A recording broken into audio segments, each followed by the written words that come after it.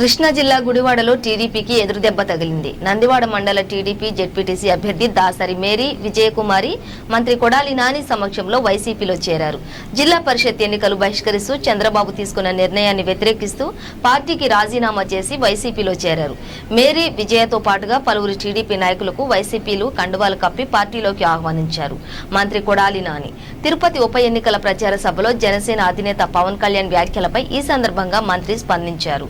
రాష్ట్రంలో పూర్తిగా అవగాహన రాహిత్యం ఉన్న వ్యక్తి పవన్ కళ్యాణ్ అని ఎద్దేవా చేశారు. టీడీపీ అధికారంలో ఉన్నప్పుడు వైఎస్ వివేకానందరెడ్డి హత్య జరిగితే స్పందించని పవన్ కళ్యాణ్ అవగాహన రాహిత్యంతో ఇప్పుడు మాట్లాడడం విడ్డూరంగా ఉందని విమర్శించారు.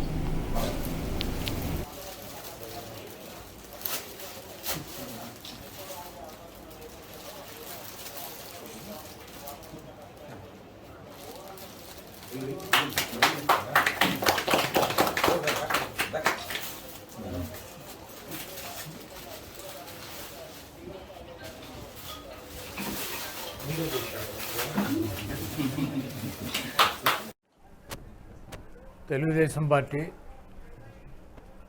చాలా బలమైనటువంటి పార్టీగా చెప్పుకునేటువంటి చంద్రబాబు నాయుడు ఎన్నికల మధ్యలో వదిలేసి వెనక్కిపోవటం ఆ పార్టీ కేడర్లో కానీ ఆ పార్టీ లోకల్గా ఉన్నటువంటి మండల నాయకుల్లో కానీ తీవ్ర నిరసన వ్యక్తం చేస్తున్నారు.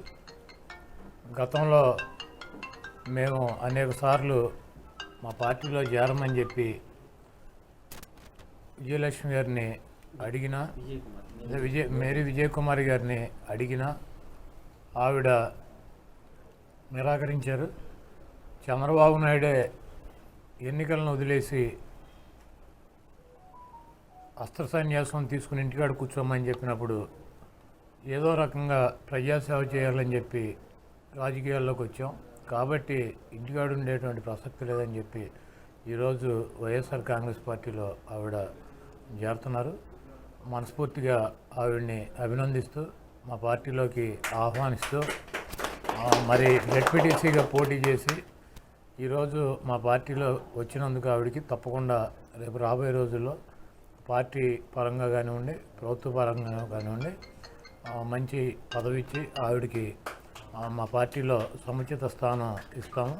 తప్పకుండా కలిసి మేమందరం కూడా పనిచేస్తాం. పవన్ కళ్యాణ్ గారు నిన్న తిరుపతి పాదయాత్రలో వివేకానంద రెడ్డి గారిని చిన్నాన్ని చనిపోయినా సరే వాళ్ళు చంపిన హంతకులను కాపాడటానికి జగన్మోహన్ రెడ్డి గారు ప్రయత్నిస్తున్నారు. ఇంకా కేసు ఇంతవరకు తేల్చలేదని కామెంట్ చేశారు. పవన్ కళ్యాణ్ అనేటువంటి వ్యక్తి పూర్తిగా అవగాహన రాహిత్యం. పవన్ కళ్యాణ్కి ఈ మధ్య సినిమాల్లో షూటింగులు, సినిమాలో డైలాగులు చేయటం అలవాటు అయ్యి ఎవడో ఒకడు డయాస్ మీదకి వచ్చి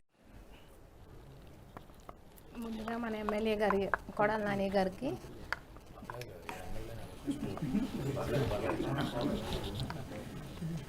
మినిస్టర్ గారికి కార్యకర్తలకు వైఎస్ఆర్సీపీ తరపున కార్యకర్తలకు నాయకులకు అధికారులకు అందరికీ నమస్కారం అండి.